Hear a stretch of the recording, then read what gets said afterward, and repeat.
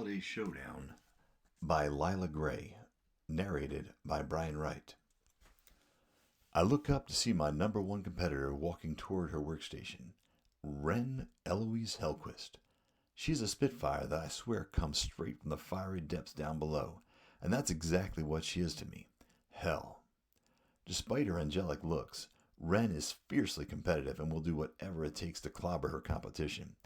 All things legal and up to par, of course. Nevertheless, those seductive little looks as she throws my way will be the death of me. Yet, she'll still be your biggest supporter and cheerleader. It's honestly a mindfuck. Wren knows exactly what she's doing by trying to distract the other men, including myself. It's not like she's wearing seductive clothing. It's all in the attitude and the lustful eyes. Most men fall at her feet, lose focus as they watch her. Scene 2. I wipe my hands on my pants as the cameras get ready. Julia counts down and turns on her TV personality. Fake. And here we have Wren Hellquist. She's the only female in our showcase this week. Is that intimidating for you? I mean, so young and no formal training, then add being the only girl? Wow. I move my blowpipe toward the furnace, wiping my brow with my arm.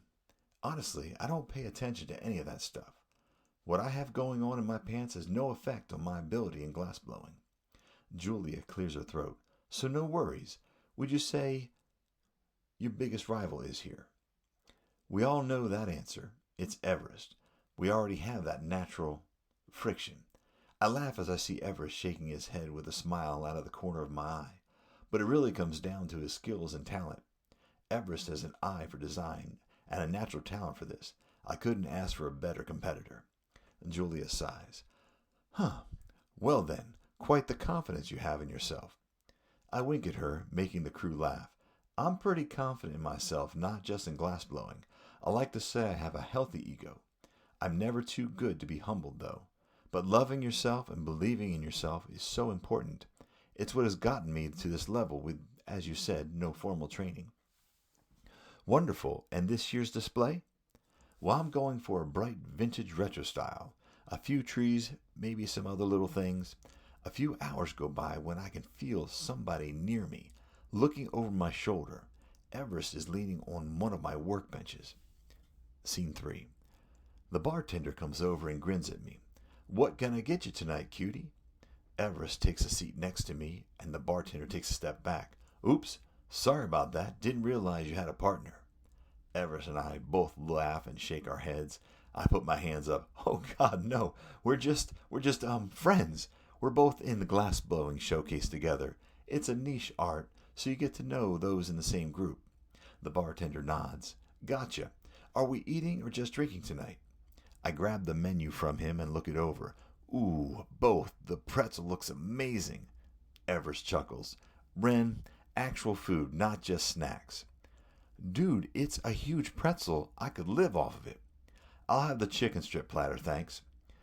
We hand the menus back to the bartender as he puts our orders in. Drinks? That Christmas margarita sounds amazing. He chuckles as Everest gazes over the beer menu. It really is. What about you, man? Just a local beer is excellent for me. As the bartender walks away, Everest throws his arms around the back of my chair. Those dudes are looking at you and I don't like it. Rolling my eyes, I playfully push him off. Thanks, Daddy. Everest turns bright red and looks back and forth. Jesus, fuck. Wren, don't say that so loud. Giggling, I leaned over to him. Why not, Ev? Embarrassed? He turns to me with this look in his eyes, just like before in that hot shop, I think.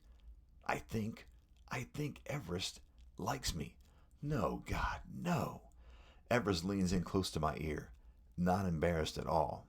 Goosebumps run down my arms as his stubble tickles my neck. Just don't want people getting the wrong idea about us.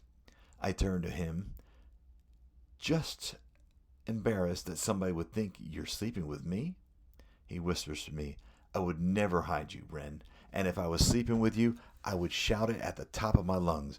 I would want everybody to know that you were all fucking mine. I shiver as he leans back, that cocky little smirk across his face. The bartender comes back with our food, breaking the moment that had just happened between us. I shove the pretzel in my mouth, then chugged the margarita, hoping to get out of here as quickly as possible. Everest and I can't be together. We're always at each other's throat in competition. There's no denying he's damn good looking. Tall, tattoos on every inch of his body that you can see. His dark hair is faded on one side, and those icy blue eyes. Shit, he had all the girls falling at his feet. But not for me. Everest is not for me, and I am not for him. We would crash and burn the worst way. Nothing good would ever come of it. Scene 4. We hang up, and I turn to Ren. We have the week off. I'm guessing you wouldn't have taken the dropout route. She furiously shakes her head. No way. Gotta beat you and take home that prize money. Yeah. We'll see. I'm telling you, classic Christmas is the way to go. Ren laughs. Too boring. They want something that will wow them, make them step back, and transport them to a new world. And this Rainbow Puke Fest will do that? She playfully furrows her eyebrows, her face scrunching up in the cutest way. Puke Fest?